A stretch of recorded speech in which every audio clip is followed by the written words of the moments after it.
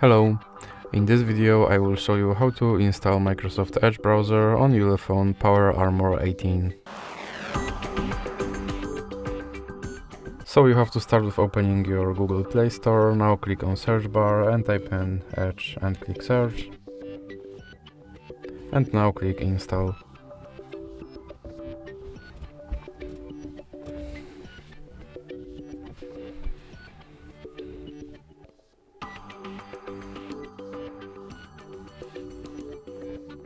Now you can click open.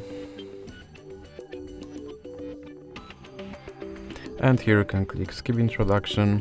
Now you can customize your homepage, or you can click not now. Here you can make your Edge browser your default browser, or you can click not now.